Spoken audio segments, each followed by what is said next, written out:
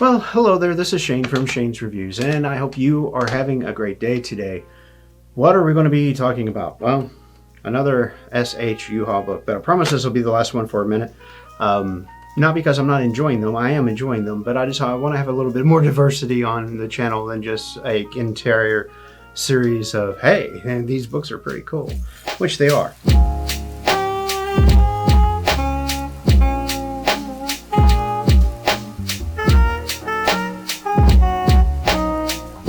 The name of the book is Soul, and it was, of course, wrote by S.H. Jucha, and the narrator was Grover Gardner. Quick word about the narration and the way that it was produced. 2 thumbs up. It was awesome. There wasn't really a whole lot of anything to take you out of the book. There wasn't a whole lot of goofiness in it, and the people that were doing this were professionals, and you can tell. So I highly approve of the production quality of the audiobook there. Now, as far as the story goes, it continues on, but there's so many more fanciful and just mnemonic and just incredibly things are starting to kind of tie together in ways, and it's cool to see how they are starting to evolve, not only on the individual side, which this series so far has been a whole lot of development on the characters and the characters becoming better than what they were originally, etc. Same thing with the Sades, which in the universe have become more and more like humans, which is awesome. And then also just the way that everybody's working together for the betterment of themselves. And of course, it's not without cost. It's not a communist or a socialistic type of a way of doing things. Rather, it's a holistic way of everybody coming together for the greater good of themselves, but still making money. It's not a thing where they're completely barter or they're, you're this value because you do this or anything like that. So it's kind of interesting to see all that tie together.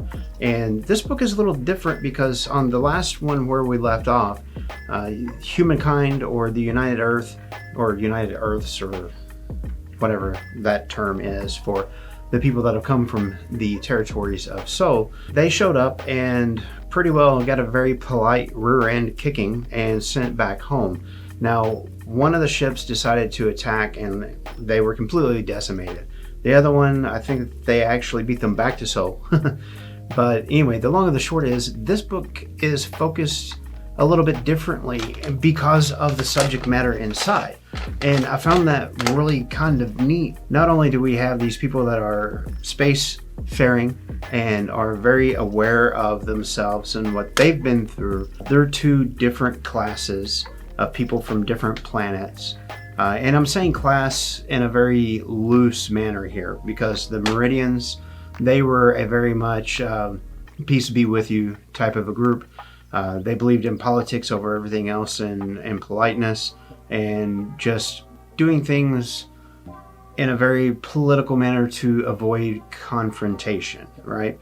Whereas the new Meridians, on the other hand, they were more of a in-your-face, let's get it done, but very much an economical thought whenever it came to pretty much anything they were doing. And that's really tied into a lot of these books so far. So these are the things that it opens up questions as you're reading. What about? What if? How could? Can we change this? Can we make this a different way? Can we incorporate the assume good philosophy, which seems to be forgotten these days altogether, which is really kind of sad because it was a better era whenever we still assumed that not everybody was there to rip you off. But I digress. So there's all these really intelligent uses of the technology that they have, not necessarily using a jackhammer to straighten out a nail. It's not such overkill as hitting a rubber mallet with an anvil. It's nothing like that. It's none of the craziness, but it is these small, delicate, well thought, precision based ideas that has took them so far in these books. And that's one of the things that I've really enjoyed about this series is, one, the creativeness that has been put into not only the characters and the technology, but also the relatableness of the characters. And even though, you got to kind of suspend yourself a little bit to get to, this is their society, this is how they think, this is what they do, even though they're humans, they're so far removed from humans because of the time frame, but they have their own cast now. They have their own ways of doing things. But once you do that, there's some magic in these books. So I very much appreciate that Jucha has put these books out. It's been a phenomenal read so far, and I can't wait to pick up the next one. So to answer the question, is it worth your time, efforts, and energies? Most certainly. This is quickly becoming one of my top shelf idea reads. And the reason why is not only the longevity of how many books there seems to be here, but also just how well told this story has been. It's done really well for itself, and it's entertained me quite a bit. In fact, to the point at which I've gone back and I've re-listened to a few of them just to get clarification on some ideas or thoughts or things that I was kind of just postulating on, I guess. I'm glad that I did go back and reread those before I picked this one up, because some of the details, although minute, there was a couple of things that just kind of really, it buttered it up a little bit, made it nice and warm and creamy as a read. You know, it's not one of those dry reads is what I'm getting at. There's plenty of emotional and intellectual action that happens inside of the books, as well as the military presence and establishing a foothold, etc. And then also showing what they can and will do if need to be. The other thing about it is they also discuss the morality of doing such a thing anyway. It's interesting. So I highly encourage you guys and gals to check out the Silver Ships series. If you haven't, it's phenomenal. I've really liked it quite a bit. So, question of the week. Do you have any plans on picking this up and reading it?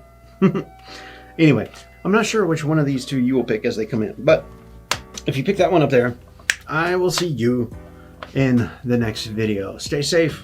Don't forget, I love you.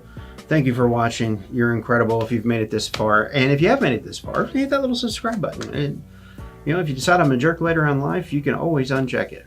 Anyway, like I said, love your faces. Have a good day, and I'll see you in the next video.